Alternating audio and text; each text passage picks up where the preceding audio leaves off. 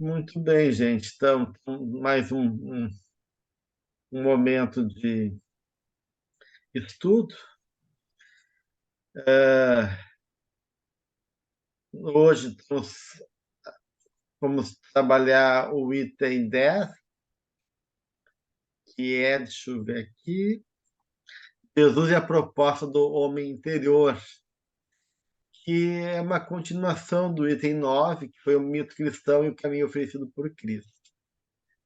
Nós estamos trabalhando, então, o capítulo 1 do Ser Consciente, o capítulo 1 do Jesus e a Atualidade, e o capítulo 22, Jesus, Evangelho à Luz da Psicologia Profunda. Então, vamos começar focando pela sequência, né, para a gente poder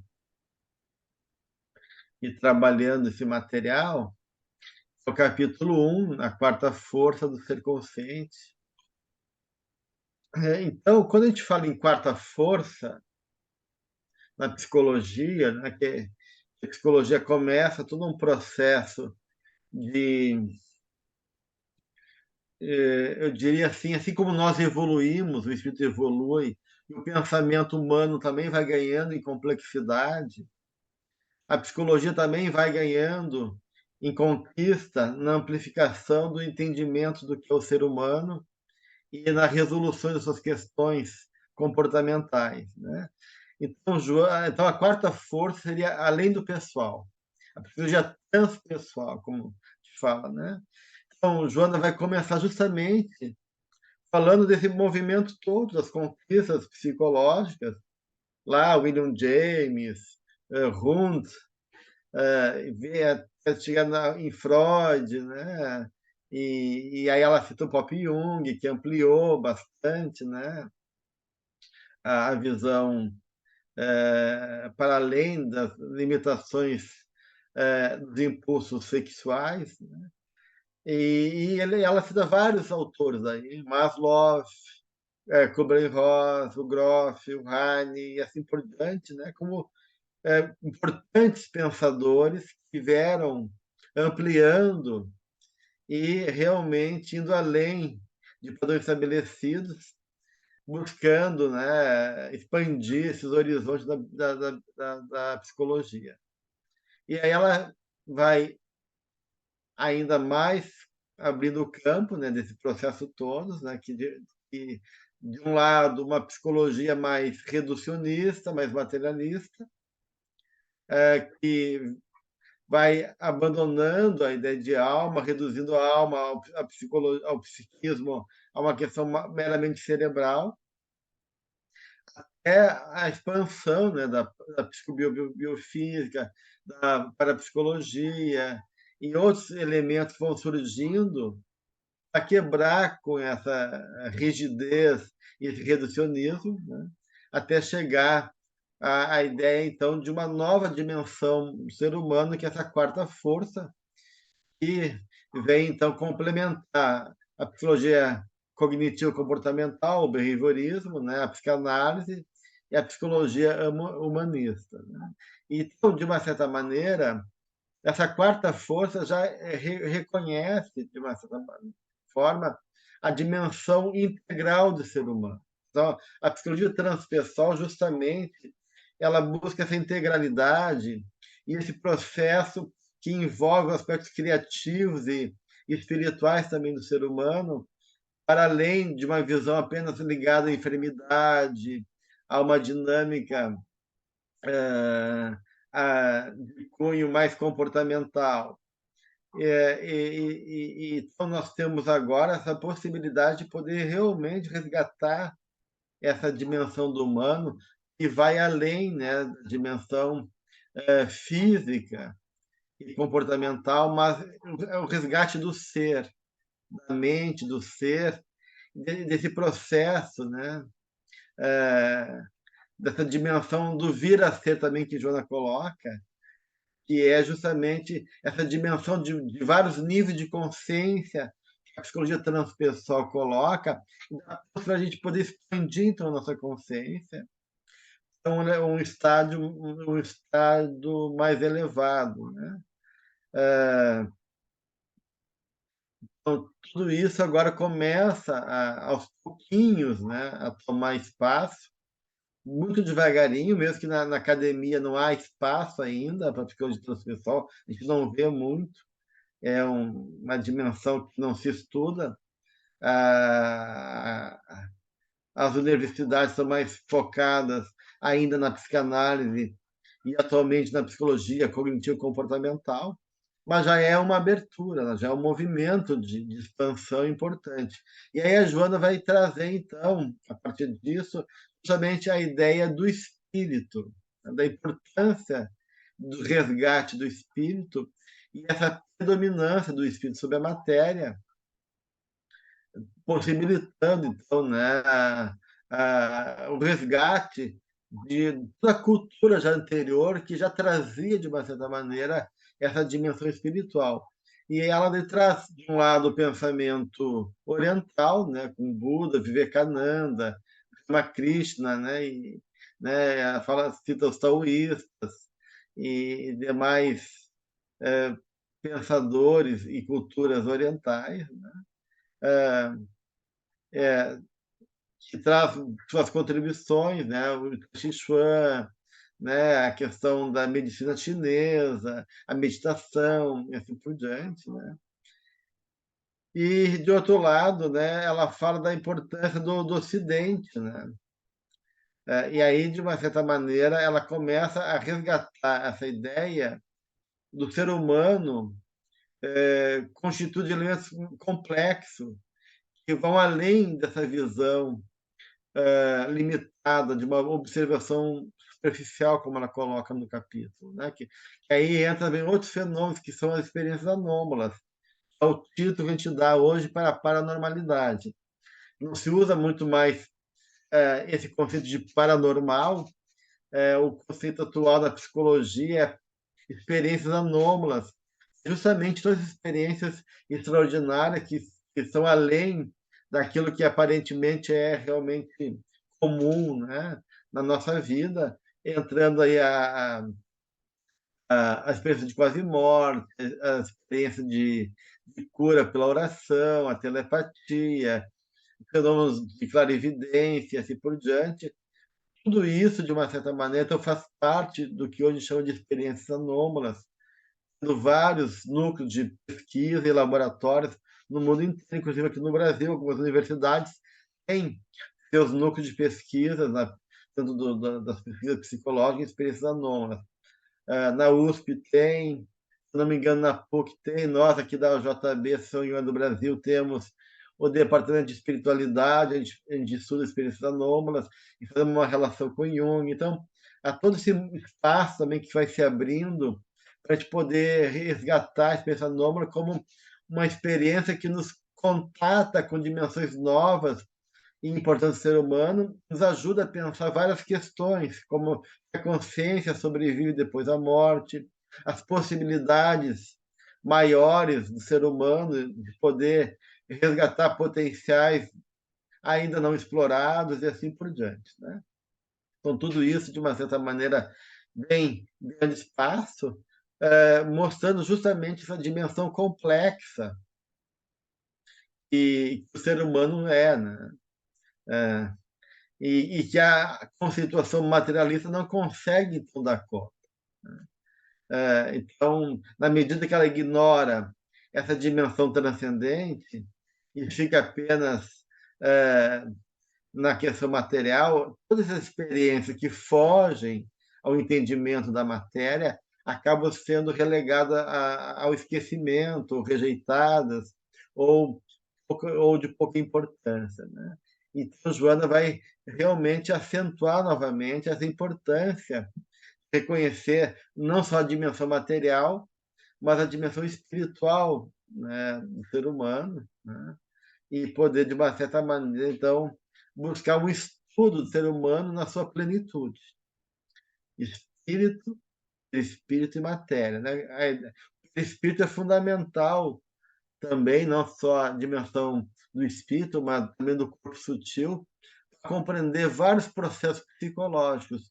Inclusive, o Jung tem 2 seminários do Kundalini Yoga e do Zaratustra, ele trabalha a ideia de um corpo sutil, né, essa ideia de que existe esse campo intermediário entre o corpo e o espírito, e da qual é bastante importante para compreender vários fenômenos, inclusive as questões psicossomáticas, entre outras questões que que a psicologia busca compreender, né. Então, a Joana vai dizer dessa importância do surgimento dessa quarta força, da psicologia transpessoal, justamente para poder alargar, né, alargar essa dimensão humana e gerar uma real compreensão da criatura naquilo que ela é, ou seja, sua essência espiritual fadado à felicidade, né, diz a Joana. E aí ela começa, então, a tentar conceituar a psicologia transpessoal, né, e os paradigmas a qual ela está assentada, né. E ela vai justamente, né, resgatar, né, toda a história da filosofia, vai passar de novo por todos os processos da segunda metade do século XIX, começo do século XX, com o início da psicologia, moderna ou a psicologia científica, né, os laboratórios, a influência da fisiologia e até dar, a gerar as várias escolas atualmente. A gente tem a Gestalt, a psicanálise, a psicologia junguiana, adleriana, a logoterapia, e assim uma infinidade de escolas psicológicas que tende a, então, contribuir para uma compreensão do ser humano e oferecer recursos, instrumentos para lidar com as questões de sofrimento, da complexidade, das dinâmicas que envolvem a realidade psíquica, né. Então, tudo isso está sendo trazida, né. Eh, e aí, a psicologia transpessoal, né, ah, ela resgata, de uma certa maneira, né, aquela ideia da ciência da alma, que está lá em Sócrates e Platão. Que já traz embutido, então, a ideia dessa realidade espiritual e uma ética, né, moral mais otimista, que de uma certa maneira compunha de forma equilibrada a dimensão material e espiritual em favor de uma conduta equilibrada, saudável e assim por diante, né. Então, essa ideia, então, do ser, né, esse ser metafísico, que que é dimensionado numa caminhada evolutiva através das várias reencarnações. E aí ela vai trazendo, né, várias ideias, né, vai indo, né, buscando aí trabalhar essas duas correntes, a oriental e ocidental, a partir da figura de Jesus, né? Que Jesus, então, ele vem trazer, né, uma integração já de toda essa caminhada filosófica, existencial e psicológica do homem, né? De um lado, então, ele resgata o idealismo socrático, né? E o reencarnacionismo do Vedanta e do budismo, buscando, então, uma integração dos dois, desses dois universos de pensamento oriental e ocidental.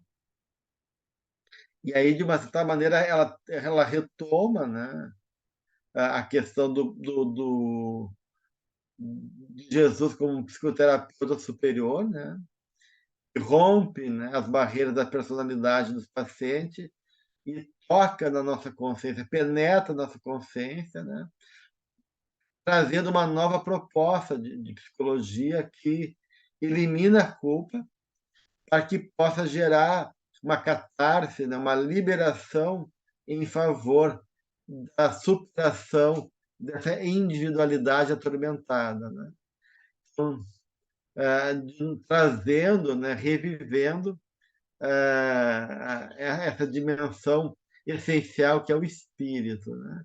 Então, e que Jesus então penetrava tanto no inconsciente pessoal e coletivo e conseguia compreender, né, toda a dinâmica da humanidade.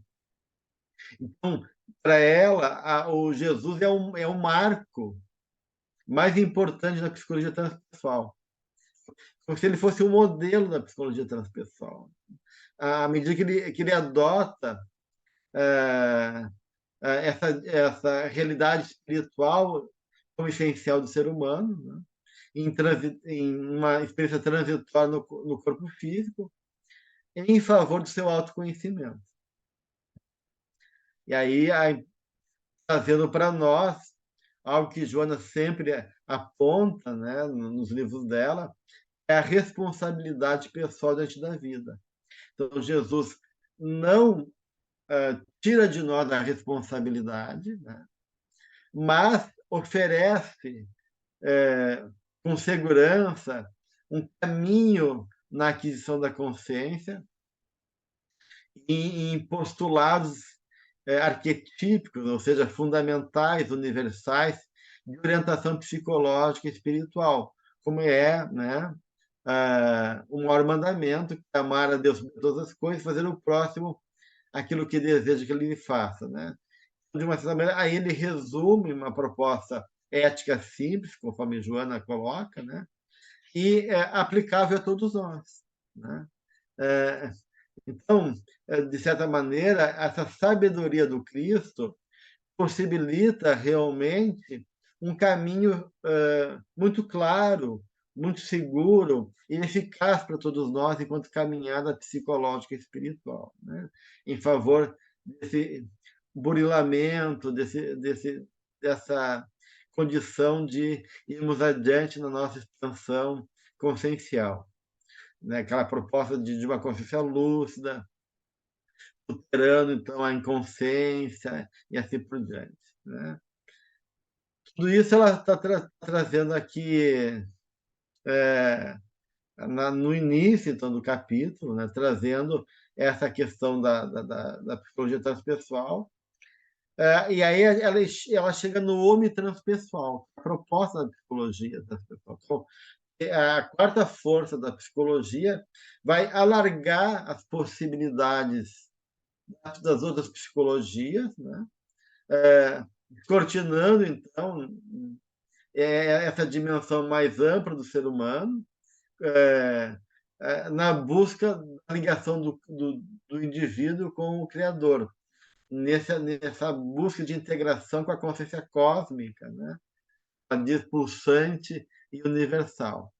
E aí ela chega a esse homem transpessoal, dilatado para além da matéria, para além da consciência egóica, a consciência do self, pleno e consciente da sua própria realidade, superando as adversidades em favor de novos níveis de consciência em busca da plenitude. Então, essa é a proposta da psicologia transpessoal que Joana apresenta, né? E aí ela propõe então, a chegada no homem psicológico maduro, né, a partir disso, né? Já que o ser humano é, para a benfeitora, o mais alto e nobre investimento da vida, esse é o momento, então, né, que se anuncia de um momento grandioso, ela coloca, né, em busca da culminância do nosso ser, que é esse estágio de maturidade psicológica que nós somos chamados agora a realizar. Então, Jesus justamente nos liberta dessa psique infantil, como já viu anteriormente, né, para atingir essa idade adulta e viver, então, os nossos desafios em favor da nossa capacidade, né, de expandir os recursos internos que está dentro de nós, né? E ela fala dessa diferença que nem sempre o desenvolvimento fisiológico acompanha o emocional, né? e que muitas vezes isso gera o conflito, né. Então, de uma certa maneira, a gente vê, né, adultos com 50 anos, né, com um corpo de 50, mas emocionalmente adolescentes, né, ou núcleos infantis, né. Todos nós carregamos, de uma certa maneira, né, essa, esse estoa, né, em nós essa realidade onde, de um lado, a gente vai envelhecendo e vamos amadurecendo fisiologicamente, e, de outro lado, a gente se surpreende com padrões psicológicos, emocionais, ainda muito pouco elaborados, né, muito infantis, trazendo à tona essa dimensão, o quanto o ser humano é um ser em conflito, e demonstra, então, essa dimensão perturbada, né, essa dimensão instável, que representa todos os conflitos internos, a insegurança, a impulsos mal trabalhados, agressivo, e outros mecanismos que a gente já viu aqui de defesa para mascarar e camuflar esses processos internos mal resolvidos, né.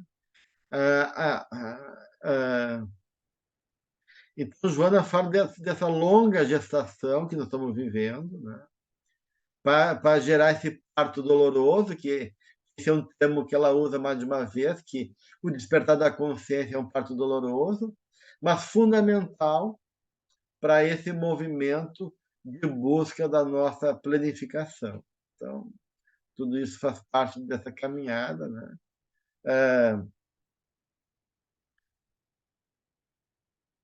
E ela fala da importância, né, de superar os fatores hereditários, sociais, econômicos e, acima de tudo, aquilo nós trazemos como herdeiros de nós mesmos, de outras vidas, para, de uma certa maneira, romper o estado de imaturidade. Está falando aqui, a gente está muito preso em padrões coletivos que acabam, de uma certa maneira, reforçando e, nos aprisionando nesse estado de imaturidade, né. É, e alimentando essa dimensão egocêntrica ainda em cada um de nós, né, e que impede a possibilidade de ir além, e que ficamos aí nessa circularidade fechada, com a pobreza afetiva, né, e inseguros de nós mesmos, querendo então, nessa primeira fase de maturidade, né, eh, sermos, satisfeitos nas nossas necessidades primárias, com dificuldade de lidar com a frustração, né. Então, numa atitude de pensar só em si mesmo, né. Então, o que acontece, diz Joana de Ângeles, toda esse essa recusa, né, de abrir mão de si, essa recusa de acreditar na vida e em nós mesmos, né, e ficar fechado na nossa fantasia, sermos preenchidos em favor da segurança e da satisfação e bem-estar, né, vai perpetuar a imaturidade psicológica e, consequentemente, vai, né, alimentar, ou seja, preservar os conflitos internos. Então, a Joana fala que a gente muda de comportamento muitas vezes, mas não mudamos internamente, né. Ou seja, a gente, consegue mascarar, criar outros elementos, mas não se liberta das causas geradoras do conflito. A gente passa de uma realidade para outra, necessidades para necessidades, esquemas e padrões para outros esquemas e padrões, mas não conseguimos apaziguar a nossa dor interna, né? E permanecemos nessa infância psicológica, né? É, é, e Joana, assim, ela é muito, assim, enfática em colocar isso, que mesmo como quando a gente se apresenta completado, né, ou seja, numa atitude onde a gente conseguiu recursos na vida, eh, ganhos, segurança, né, a gente ainda apresenta reações infantis. A gente prossegue ainda nesse padrão de maturidade, muitas vezes anestesiados na nossa sensibilidade afetiva e sem um sentido, sem um significado que sustente a nossa caminhada. Então, essa imaturidade psicológica, para a Joana de Ângeles, reflete em dois aspectos. De um lado, o ponto de vista afetivo e emocional, que se reflete de maneira imatura e infantil, e, de outro lado, a perda de um sentido de vida, né, que fica estrito, limitado ao mundo de consumo, onde o significado está ligado à experiência imediatista e superficial da vida, tem uma dimensão mais profunda. Eu sou Li.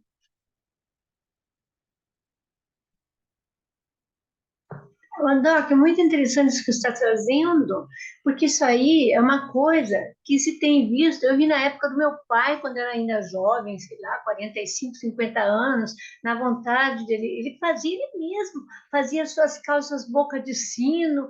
Eu estou contando, é verdade isso. Eu estou falando de um homem acadêmico, ele era bioquímico.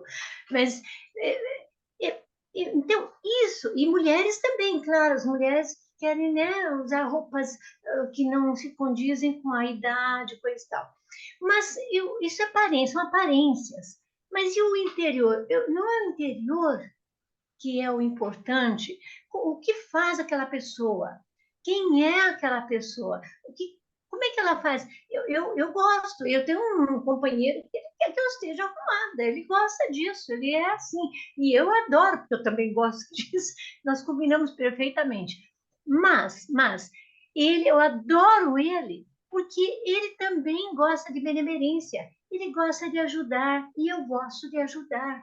Então, o meu próximo, isso faço com carinho mesmo, com amor, com carinho.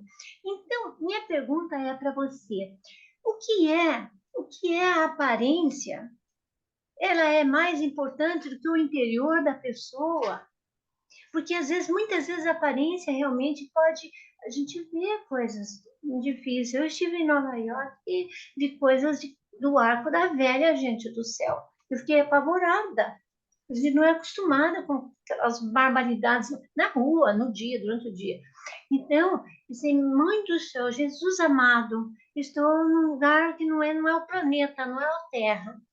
E então, mas por causa da criação, sabe, não é querendo julgar de jeito nenhum, eu tive piedade, tive pena, na realidade. Mas eu queria dizer, a gente tem sente uma pena aqui dentro, porque, meu Deus do céu, essas pessoas estão totalmente aluadas. Que é Mas eu assim, né, queria, eu sou Li. então, eu queria só saber com relação ao interior e o exterior.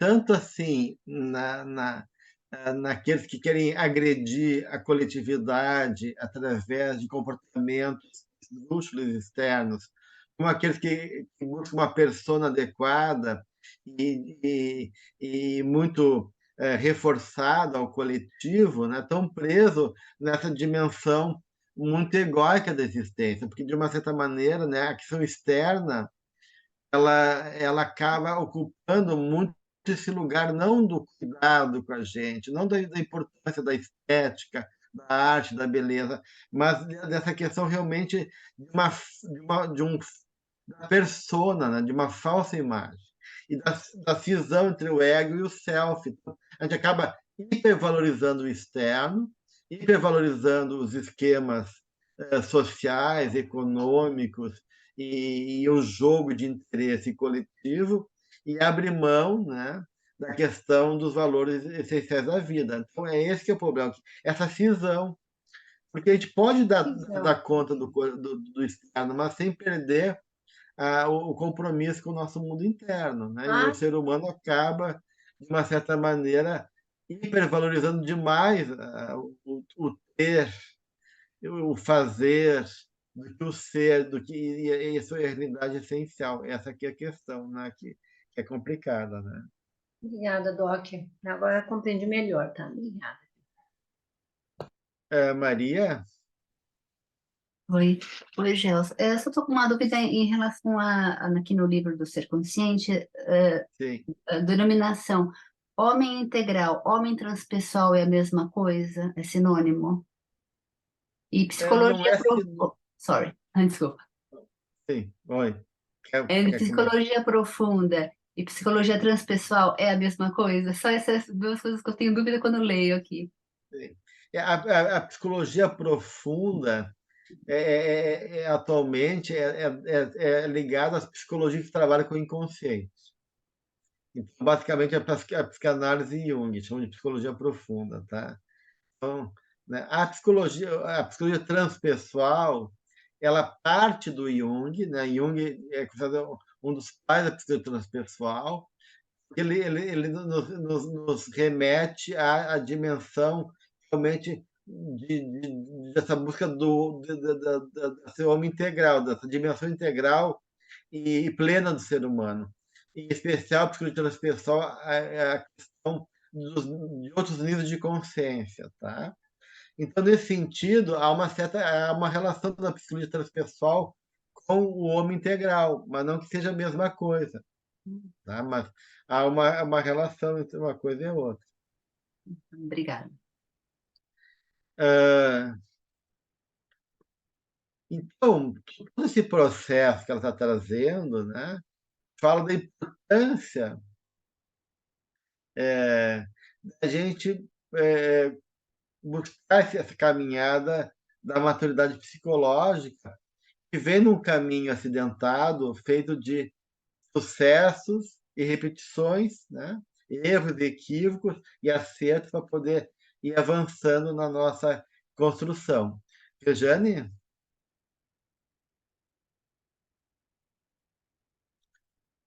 O microfone tem que ligar o microfone.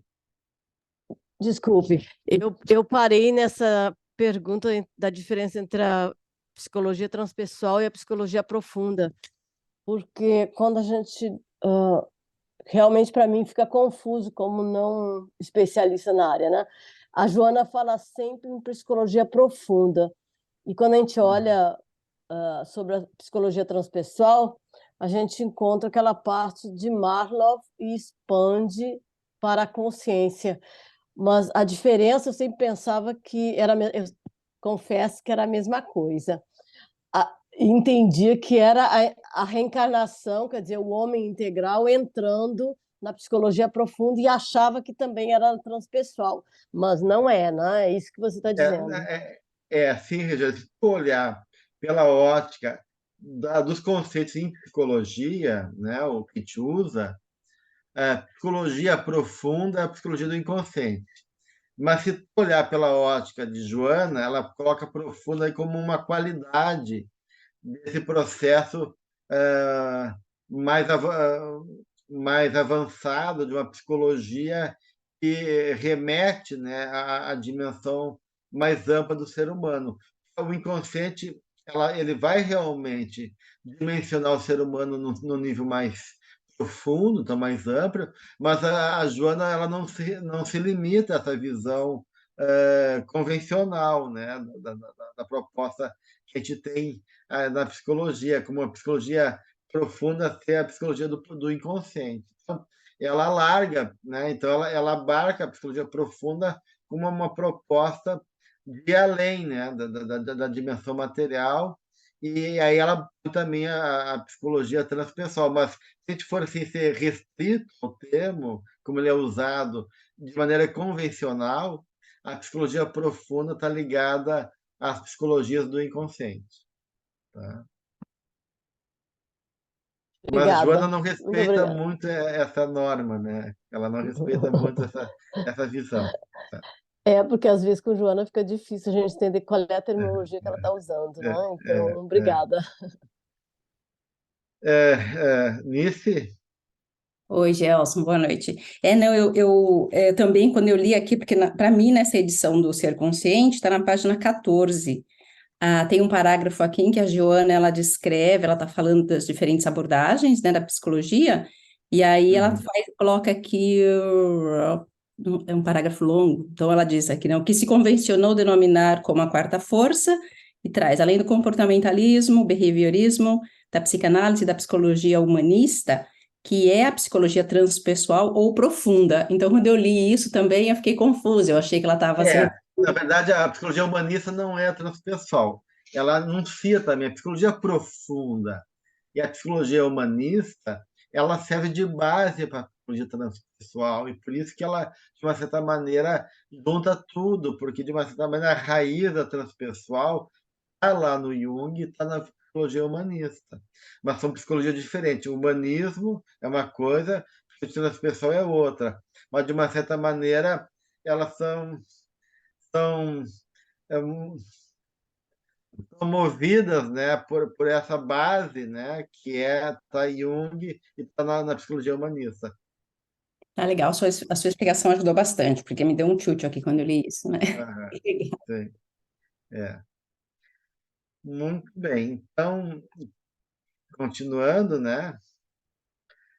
Então, a gente viu que essa dificuldade de maturidade envolve, de um lado, essa perda de significado e uma dificuldade de crescimento emocional e afetivo. Então, a Joana fala, né, da importância de começar a construir essa maturidade eh, a partir da maturidade afetiva. Então, a primeira fase da maturidade psicológica se dá pelo trabalho com afeto.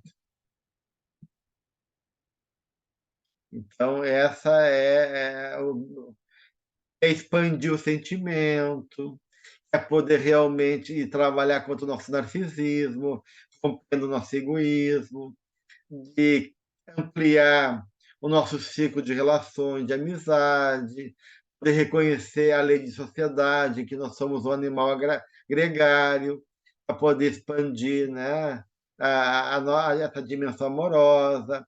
E aí a gente vai, aos pouquinhos, né, segundo ela, né, é, é, desenvolvendo a empatia, né, e saindo, então, do primarismo que a gente estava, para expandir, né, a nossa dimensão afetiva. E ela fala que aquele que aspira a ser amado se mantém imaturo, né? Porque, de uma certa maneira, a gente tem que, então, construir a consciência que a gente pode amar, e não só ser amado, né? E esse pode amar é realmente sair de nós mesmos e encontrar no amor essa circularidade da vida, essa troca incessante, né? Que rompe com essa dimensão imatura da necessidade urgente de aspirar a ser amado, cria dependência psicológica, que nos torna infantil, que nos torna ególatra, que cria situações coercitivas de relações, né? O Jung vai dizer que as relações humanas são relações de constrangimento, de exigência, de projeções, onde se perde a liberdade um do outro, né? E que, então, de uma certa maneira, a gente tem que romper com essas projeções que são sustentadas por essa fantasia egoísta, de brutal, de ser correspondido afetivamente, né? Então, tudo isso é todo um trabalho que Joana coloca da gente ir superando as paixões da posse, né? É. Então, trabalhando entre a paixão, da posse e a renúncia, entre o controle, o domínio e a abnegação, para que a gente possa, aos pouquinhos, ir amadurecendo nossa afetividade e, assim, expandindo o nosso campo amoroso. Eu sou Li.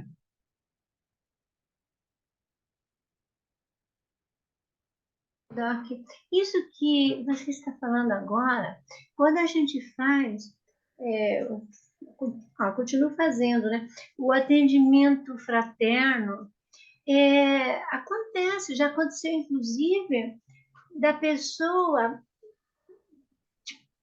acabar pegando, apesar de a gente saber que não é o que faz o atendente que está em foco, aquele que está precisando que está em foco, que está nesse estado. Então, a gente fica realmente um pouco neutra, mas é, com o tempo, depois de 2 anos, mais ou menos, a, a pessoa pode realmente, a pessoa que eu digo, a pessoa necessitada, que ainda está, digamos assim, é, é, não queria dizer a palavra imatura, porque não é bem isso, não. É a pessoa necessitada. Ela acaba colocando, porque teve conflitos também com a mãe, e a mãe era a tia ficou sendo como uma mãe, mas como não tinha tia, ela não tinha mais a tia, acabou concentrando em mim mesma.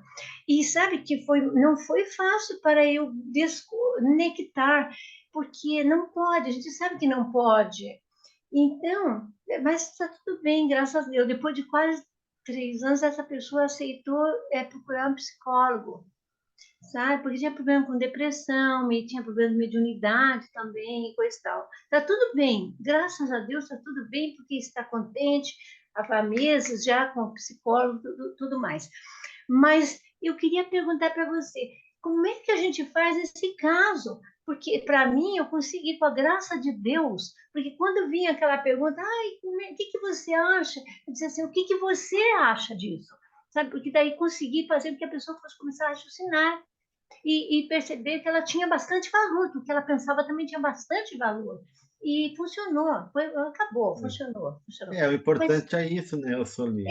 como A gente não alimentar a dependência do outro de nós, porque justamente as pessoas imaturas acabam tendo exigência ou relações de dependência ou transferindo para nós questões internas dela, a gente não tem como evitar dela transferir, mas o importante é a gente não alimentar isso e evitar, né, de um jogo que possa reforçar esse tipo de dependência. Então, a ideia é isso, acolher, mas sem alimentar isso no outro, né?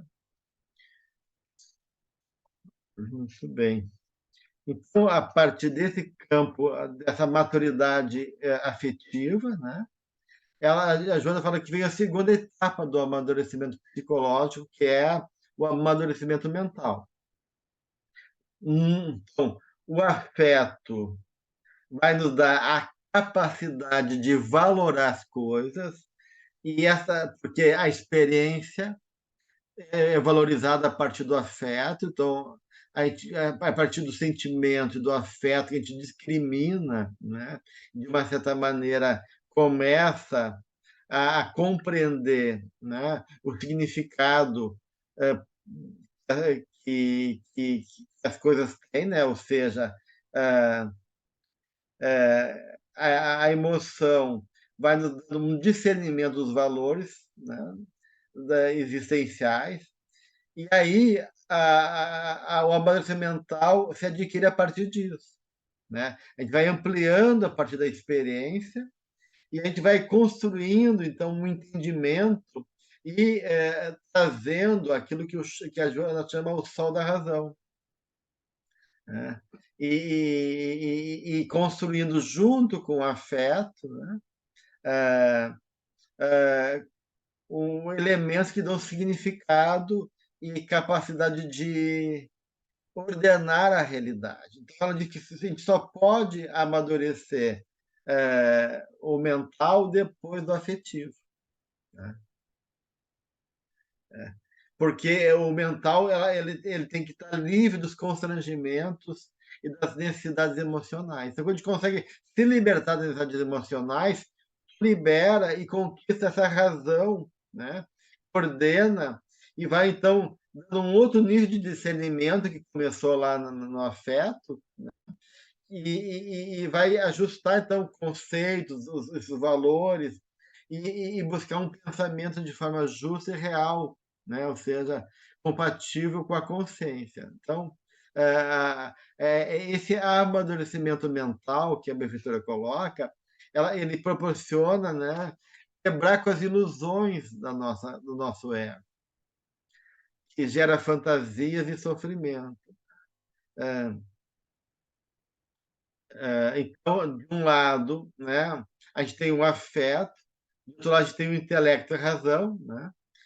o intelecto não quer dizer razão, a Joana vai sempre vai fazer sempre uma diferença entre intelecto e inteligência, razão e intelecto. Em vários momentos da obra dela, ela fala que a inteligência não é a mesma coisa dessa intelectualidade estrita que a gente vive, né? Ela é uma coisa mais elaborada. Então, ela fala da astúcia, da inteligência em outro momento e assim por diante, mostrando que esse é um processo de racionalidade que se usa do intelecto, mas o intelecto não necessariamente seja racional, né? Anne? Boa noite, desculpa, eu só queria esclarecer uma coisa que eu estava aqui pensando. Então, se o desenvolvimento afetivo é primeiro e o mental é depois, e a gente pensa na condição das múltiplas encarnações, então, como é isto porque em cada vida a gente tem um desenvolvimento afetivo ou mental diferente, a depender um pouco das experiências que a gente tem. Então, a gente traz um conteúdo, digamos assim, do que a gente já vivenciou, um avanço que a gente já tem no espírito, e que isso desenvolve naturalmente, apesar dos meios em que a gente pode se encontrar. Por exemplo, essa criança pode nascer no meio super violento, onde é difícil desenvolver a afetividade e tal, mas se aquele espírito já desenvolveu isso através de várias reencarnações, vai encontrar uma maneira de fazer isso brotar, apesar de que provavelmente aquele meio não esteja conduzindo a isso. É assim que eu estou É pensando? assim, né, Anne? É De assim? uma certa maneira, a inteligência é o resultado de tudo isso, né? A inteligência ela envolve inteligência emocional, inteligência enquanto capacidade de abstração, matemática, raciocínio lógico, assim vai. Inteligência é um conjunto de processos que a gente tem, de operações que a gente tem para poder lidar com a vida, né? Então, de uma certa maneira, nós, como espíritos, somos seres inteligentes. Então, a gente vai agregando na conquista afetiva, na conquista, né, dessa mente que vai sendo elaborada também, né, mais recursos cada vez mais que vai sendo internalizado como conquista nossa. Então, mesmo que a gente tenha numa encarnação situações de desafio difíceis, né, áridos para a gente tem realmente uma bagagem conquistada, né? A gente pode fazer uso dela para poder dar um passo além e superar aquele desafio, reforçando mais ainda aquela conquista interna, né? Então, sim, né? Porque de uma certa maneira, é, na medida que eu consigo isso se faz na formação psicológica da criança também. A criança começa frágil, emocionalmente dependente, ela vai conquistando uma referência afetiva, né, do pai e da mãe, e aí ela vai amadurecendo cognitivamente e aprendendo a elaborar e entender o processo da vida, quem é ela, tal, e vai aos pouquinhos, né, construindo também o seu processo mental, né? Então a gente vê que também na etapa de maturidade psicológica da criança, tem estágios para se chegar à maturidade psicológica quando a pessoa se torna um adulto, né? Mas Obrigada. tu vê que cada bebê, cada criança já tem também sua natureza, é fruto realmente da condição espiritual que ela traz do passado, Obrigada. mesmo que ela passe por essas etapas. Rejane? Que tem uma parte aqui no Ser Consciente, logo nesse capítulo da Quarta Força, que eu levei muito tempo para entender, eu acho que agora entendi, queria confirmar com você. Ela diz o seguinte, a sua primeira fase, falando na maturidade da criança, né? A sua primeira fase se expressa como maturidade afetiva quando o ser deixa de ser captativo por fenômeno atávico para tornar-se ablativo, que é a fatalidade do processo no qual se encontra. Acho que é isso que nós estamos falando, né? Quer dizer, primeiro você tem tudo aquilo que vem das outras encarnações, lá no subconsciente profundo, mas também, de repente, você passa a poder extrair de dentro de si conscientemente as coisas melhores, quer dizer, o que você pode trabalhar na encarnação. Acho que é isso que a Silvia está falando, que você estava falando também. Pelo menos foi isso que eu liguei É, agora. Gostaria de agregando, confirmar. é, E eu que... agregando também, né, elementos que tu está adquirindo nessa encarnação, né, Regiane? Então, tu tem, tu tá mais receptivo, por isso que ela falou de uma natureza mais captativa, mais passiva, né, mais indiferenciada ainda, né, até a formação do eu, que é esse processo de me autoafirmar, né? E para superar o meu passado, onde eu vou eleger algumas coisas desse passado, mas vou adquirir informações novas, experiências novas que me dão um reforço, deveria ser, em tese, né? Positivo, né? Para poder apagar esse passado e abrir novas conquistas espirituais, né? Então, esse seria daí o processo, né? Ok, obrigada. Olímpia? Gelson, nessa reflexão, eu estou tentando, porque ela no Evangelho tem aquela mensagem que fala, logo nos primórdios, o homem está na fase instintiva, né? Mais avançado, ele chega nas sensações e vai no seu processo na fase dos sentimentos. Tudo isso aqui que a Joana está trazendo está dentro dessa lógica, dessa evolução de nós enquanto humanidade? Eu estou assim meio confusa aqui. Sim. Aí não tá, né, Olímpia?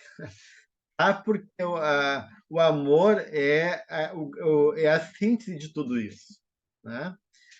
O amor é uma forma de razão. O amor é uma razão que inclui a capacidade também de discernir e discriminar. Quando ela fala em afeto aqui, ela está falando num processo de amadurecimento afetivo, não necessariamente seja amor, porque quando a gente fala em afeto, a gente está falando em todo o campo afetivo, com as emoções, com os estados, os vínculos, né? A tomada de consciência de mim e do outro, e das relações afetivas que compõem essa troca.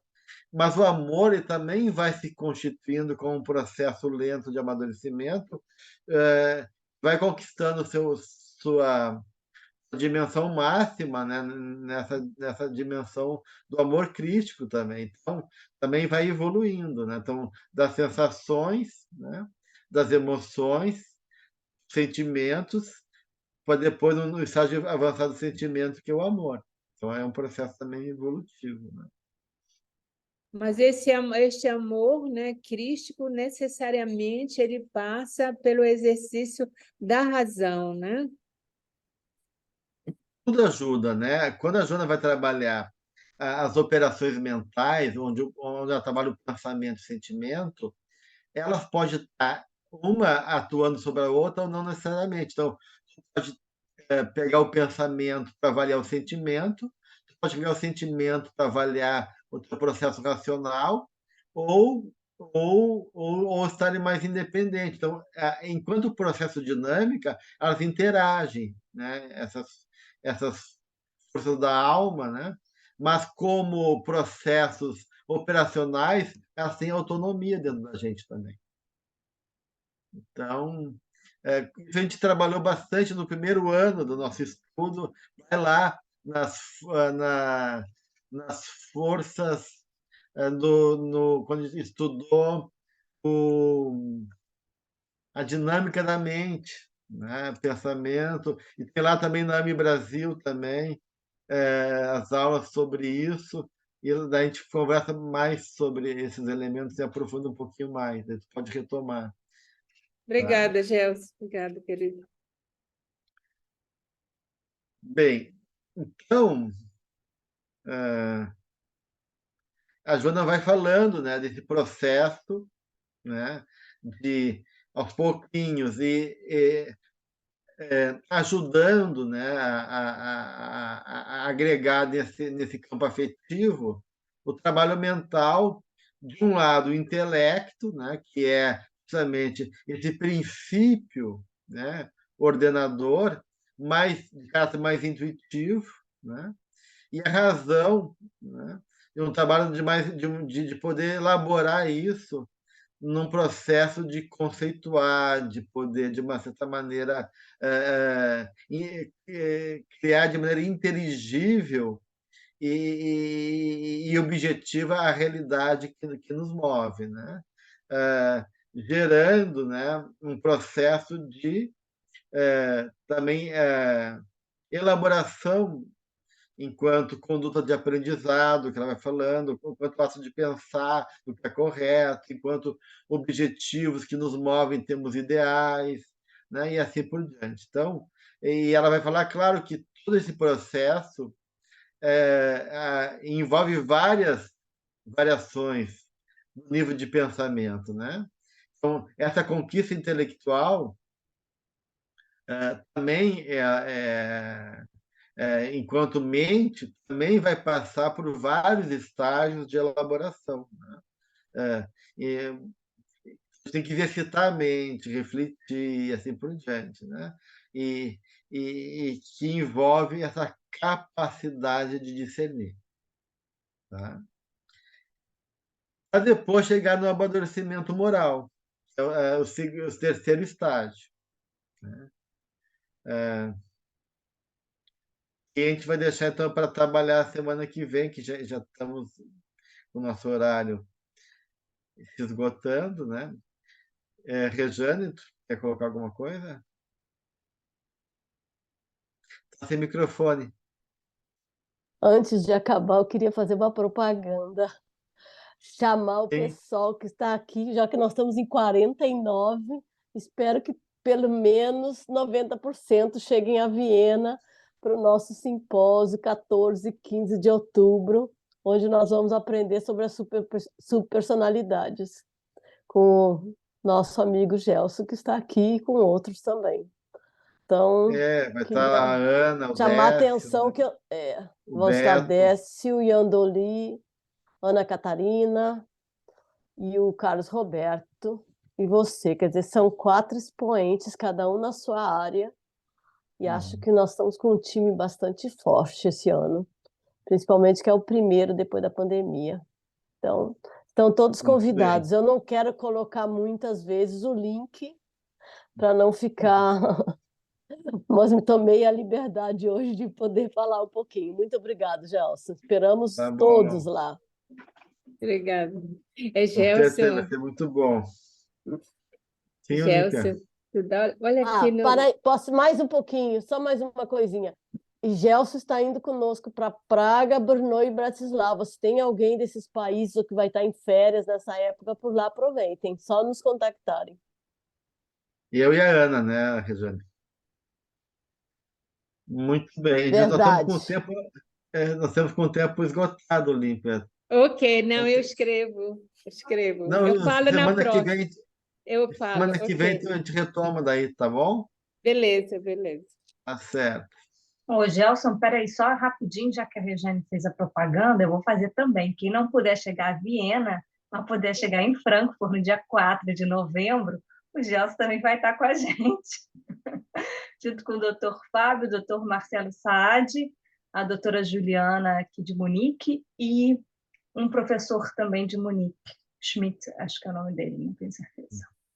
Estão todos convidados.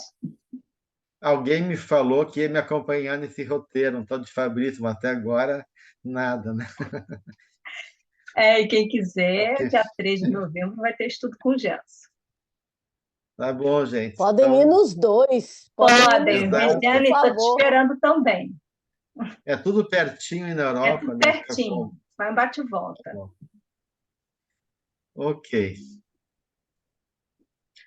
Então, encerramos nosso encontro. Semana que vem, então, continuamos no Item 10, tá bom?